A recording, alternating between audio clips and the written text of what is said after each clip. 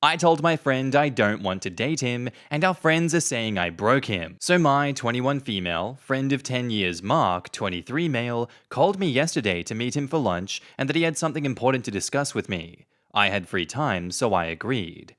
I met him already there and I joined him. We had lunch and then we talked a bit about random things, and then he clears his throat and starts speaking. He first told me that he didn't understand why I was dating my now boyfriend when he's a better match for me. I asked him to explain, and he basically went on about how he liked me first, and that he met me first. He's more good looking, he knows me better, he's taller than my boyfriend and more successful, which is not true in any way. My boyfriend works aside from growing up in wealth, while Mark's entire life is funded by his parents' money. Lol?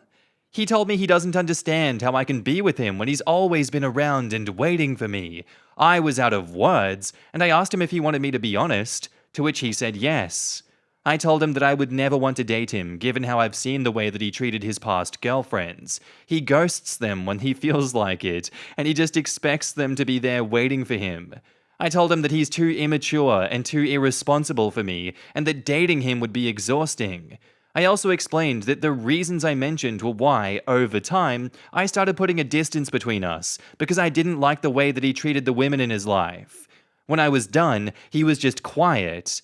He just excused himself and left. I went home and went about my day.